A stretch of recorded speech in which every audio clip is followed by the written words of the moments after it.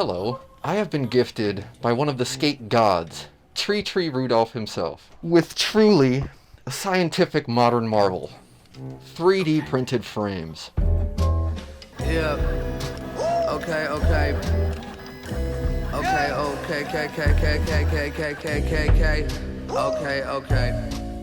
Yeah. Snowflakes keep falling on my expired debit card. Don't know why I'm still awake, I gotta be up at 10 or more. Missiles in my repertoire, I'd say I'm pretty regular. I never leave my house, I don't know why I got an extra car. These were printed with a specifically hard filament so that they could slide really well and that they were durable. Tri Tri Rudolph had a part in designing these, and he wanted specifically a diamond cut H-block, which is what really got me the most interested in this. Now, Tri Tri has spent some time on these frames already, but he was kind enough to send these out to me, just by reaching out to me last week and asking me if I wanted to try them, and within like 36 hours he got them to me, so shout out to him. If you're watching this, I'm sure you know who he is, but if you don't follow him, go and follow him on YouTube and Instagram. And might as well go and follow Undersoul Skate as well, the 3D printer that made these frame walls. This is a collaboration between Tri Tri and Undersoul, and I believe that when Tri Tri is ready, these will be on the market. So I'm really excited to be able to be, I believe, the second person to really give them a try. So thank you so much for the honor, Tri Tri. I can seriously not gush enough. Anyway, I've spent a lot of time with my Wish frame setup recently. I haven't really had a negative experience with them yet. That'll be my frame of reference going into these frames as I give a first impression here. Right when I got these, I ripped them open like a little kid on Christmas. I was just so excited and I knew I had to get them onto my boot, so I quick ripped off the Wish frames and threw these on. I did quick disassemble them to see what the prime frame looked like on the inside, and I also wanted to see what the print looked like on the inside too. I'm very impressed with the accuracy of the print and that these aren't flexed at all, even after with all of Tri Tri's abuse. He's an incredible skater, so these things have definitely seen more than I'm going to give him. So first I'm going to talk about the build. I don't know much about 3D printing, but I do know that there is a wide variety of filaments, and it seems like this filament was the perfect selection for sliding and for impact. That being said, though these are very sturdy, that also means the impact translates right to your foot. I'm not really doing that intensive tricks, but I could definitely feel that the impact was starting to get to my feet. They were aching after a little while. These things are incredibly slick. I do think they are more slick than the Wish frames, and there's a lot to be said about that considering that, again, Tri Tri has put these through their trials. I typically don't really wax any of my stuff downstairs, and I didn't wax this frame at all, though I am excited to try to get some wax into the wood grain, which is another great accent of the build. The wood grain is beautiful. I really love that, and of course, the TRI, when you put the frames together and it spells Tri Tri, that is just so cool. Absolutely love that. I hope that's a feature they keep. But man, it's something about it. It just makes you really secure. It's an incredible balance between being secure on a ledge and just slipping through it. And again, the tall frame wall is something I really liked about the Wish frames, and that's something that's present here on the Tri Tri frames as well. It makes it really easy to guide that sole foot and to guide the H-block. And that being said, into the H-block, the diamond cut is awesome. Very precise. There's a minimal amount of flat space, which means that there is less friction, so you can slide even further, which is fantastic. Great idea, great design. The slant pushes you towards the center of the H-block. It also does a good job of helping you remind yourself that you need to stay low. The slant on the diamond cut also brings your foot perfectly into the middle of the H-block. It does a really good job of doing that, as well as does a great job of keeping you on top of a round rail. And again, the minimal flat space just makes any grind slide so smooth and really fast. I found for the Mizu it was easier to get my foot on than the Wish frame. I think again because of that diamond cut, it's easier just to kind of like pinpoint the center of the H-block, whereas there's so much flat space on the Wish frames that you're kind of wishy-washy back and forth, kind of teeter-tottering. The wheel bite protection is easily comparable to the Wish frames. I haven't really had enough time to be able to say that it's better. I'm hoping after getting more time with this I can have a more distinct opinion of what makes them different. Another really nice thing about the diamond cut is it guides perfectly to the sole groove. I could not get royales on the Wish frames, and trust me, I tried. I spent a lot of time trying to get some royales each time I went out with the Wish frame, and I don't think I really ever got a single one. But I think I'm going to be able to get one with these frames. You are guided perfectly by that slant to connect right into the sole plate. It's beautiful. With a little bit of adjustment, the front sides feel really good on these. Again, because of the diamond cut, you are perfectly on top of your H-block, whereas with the wish frames, it's more oval and more rounded, so you've got a lot of flat space to kind of slip around. With the diamond cut, you are locked in right into the fulcrum of that H-block. It's beautiful. And then again, the razor thin edges make it so you slide really fast because minimal friction. One thing I noticed with the ledge is that you can lean over your toes a lot more than you can with the wish frames and not get wheel bite. So at least there is that. Again, I don't know if that's just the limited amount of times that I've tried in my basement here, so I'm excited to try them street and to try them at the park and see how they do there, but it seems like front sides on ledges are going to be easier, and so again, I think that means Royales will be something I can achieve. Another really nice feature of the diamond cut is it seems to cling to the square rail or to square ledges really well. Something about being right in the divot of the H-block, that perfect angle seems to connect right onto the square rail, and it just gets you perfectly lined up for that slide.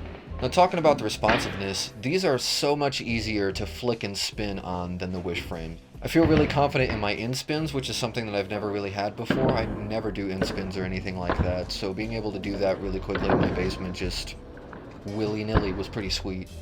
The aluminum core is awesome because it keeps the weight really high and tight underneath the boot, and with all that weight being so high up on the frame, it's easier to connect to that square ledge because all the weight is so close to the obstacle itself, and you don't have to put that much effort into being on the positive side of your sole foot. Another positive to that weight being so high up on the boot is that you can be on top of round rails. You can perfectly pinpoint where you want the fulcrum to be as if you're looking at one of those scales on a video game watching your character grind back and forth. I think it does a really good job of evening out the weight between the wheels and the top of the frame, which is something that I think the wish frame doesn't do. All of the weight is in the wheels. And last but not least for my first session, the difference between an aluminum frame and a plastic frame.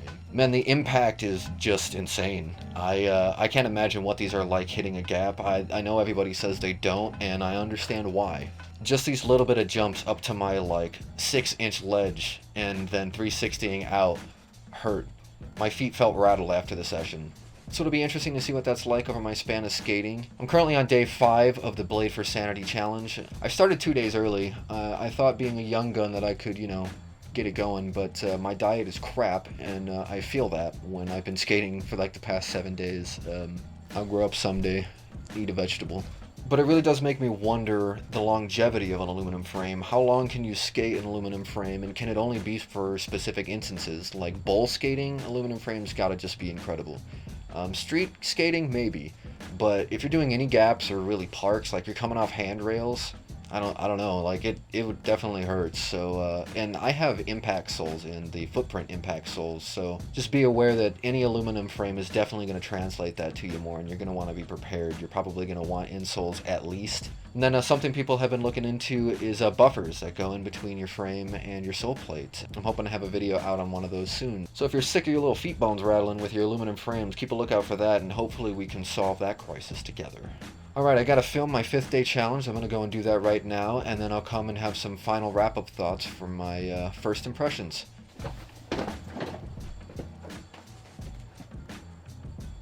Alright, so I've had a few more sessions in the basement, and I think I'm ready to conclude my thoughts. It's really cold in Michigan, and I have to skate in my basement, and it's just not the best way for me truly to review, so this really is just the first impressions. Of course, in Michigan there's been a lot of snow, and since this is the last day I'm filming, it just happens to all be melting because it's 40 degrees now. Oh. Oops. It was bright and sunny today and I didn't have a chance to get any footage, so I'm hoping to get some park footage on that soon, and just have a really good final review before I hand these over to Tri Tri back at BitterCold. I'm really excited to be able to go to BitterCold. I'm going to go with some friends and my girlfriend, and we're really going to have it out and have a great time, hopefully meet a bunch of people. And yeah, I'm going to hand these right back to Tri, and honestly I couldn't be more giddy about it. I'm going to be talking about it the whole time. So to wrap up all my points, I'm going to round back and start with the build. The build is superfluous. It is just amazing in its machining and the things that it can achieve because of the way that it was printed and what it was printed with. The eSun PLA Plus, I believe. All in all, this being the first 3D printed frame I've tried, I think that this filament was perfect for what it achieves. It's very rigid, but it seems to take impact very well in the sense that it doesn't break or crack. It seems to mold very well to your grinds, and it looks like it wears away really well. So ultimately I have no worries about the longevity of its lifespan or if it's going to hold up through a lot of abuse. As far as the H-block goes, I think this is my favorite H-block of all time, really. I really like the Rose's Citrus Low M12s that I got when I first started skating with my orange Celtic freestyle frames. With the low wheels, the freestyle frame can be pretty fun. It's just that I wanted something to be able to point my H-block perfectly into the center of my foot since I was coming back into this with limited experience. The slant of the diamond cut does a really good job of guiding your foot to be in the center of the H-block, and you can do that on round rails and on ledges. And the wheel bite protection is easily comparable to the Wish, and I do think that I'm going to end up being able to pull out better front sides from these frames than the Wish. And then the minimal flat space of the razor edge on the diamond cut is to be coveted as well, because it gets you a precise, controlled, and fast slide. The frame wall is really sturdy and tall, making it very easy to connect onto a round rail or onto a ledge. And the wood grain isn't just an aesthetic thing. I showed earlier that I put some wax on it, and the wood grain really rubs off the wax well and retains it. And I was noticing that as I was doing grinds, it was kind of smearing it along my obstacle, almost as if they were a blade spreading butter.